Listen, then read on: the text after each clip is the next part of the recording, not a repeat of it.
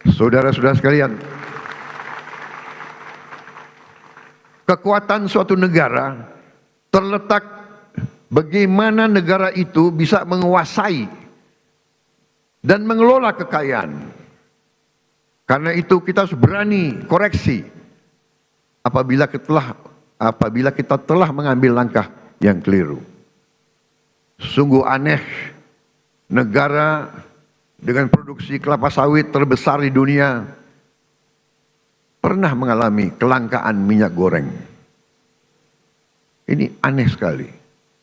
Tidak masuk di akal sehat. Dan ternyata memang itu ternyata adalah permainan manipulasi yang tadi sudah disinggung oleh Ketua DPR yang saya beri nama Serakah Nomex.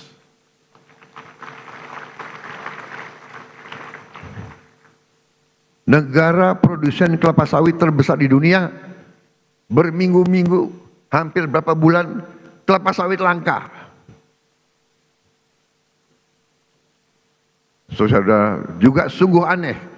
Kita subsidi pupuk, subsidi alat pertanian, subsidi pestisida, subsidi irigasi, waduk. Kita subsidi beras. Tapi harga pangan kadang-kadang tidak terjangkau oleh sebagian rakyat kita. Keanehan-keanehan ini bisa terjadi karena ada distorsi dalam sistem ekonomi kita. Adalah penyimpangan bahwa sistem ekonomi yang diamanatkan oleh Undang-Undang Dasar 1945, terutama di pasal 33 ayat 1, 2, dan 3 telah kita abaikan. Seolah-olah ayat-ayat dalam pasal itu tidak relevan dalam kehidupan kita yang modern di abad ke-21 ini.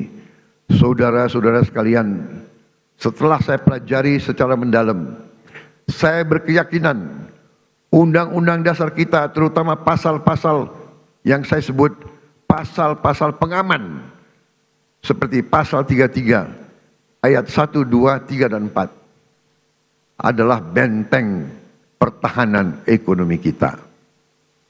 Ayat 1, perekonomian disusun sebagai usaha bersama berdasar atas azas kekeluargaan.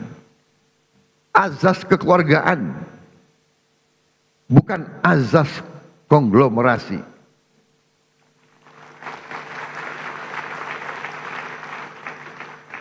Cabang-cabang produksi yang penting bagi negara dan yang menguasai hajat hidup orang banyak dikuasai oleh negara.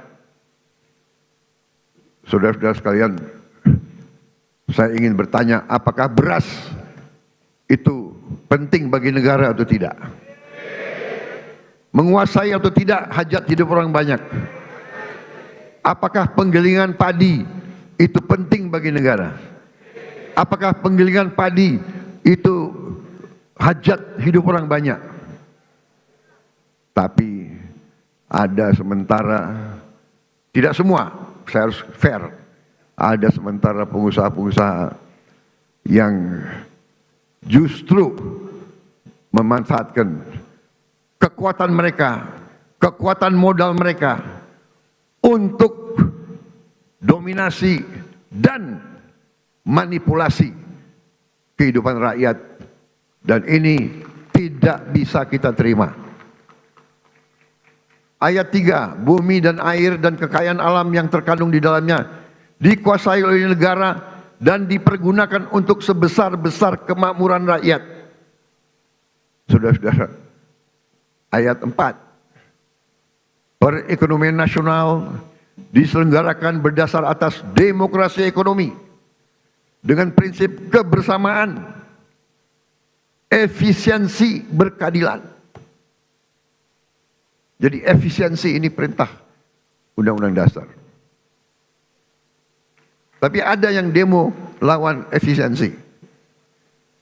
Berwawasan lingkungan, kemandirian, serta dengan menjaga keseimbangan kemajuan dan kesatuan ekonomi nasional.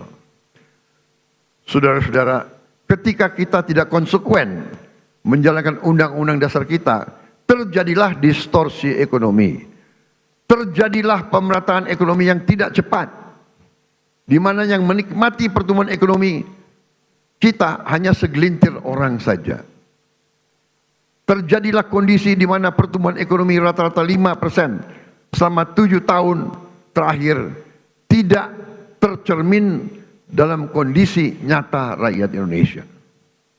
Masih terlalu banyak anak-anak yang kelaparan, petani dan nelayan yang kesulitan menjual hasil panennya, rakyat yang belum memiliki rumah layak huni, guru yang belum dihargai, serta keluarga yang tak sanggup berobat karena biaya atau karena tidak ada fasilitas kesehatan di daerahnya. Namun, ketika kita konsekuen menjalankan undang-undang dasar kita dalam 299 hari ini, alhamdulillah saya dapat melaporkan bahwa kita telah mencapai berbagai kemajuan yang cukup berarti.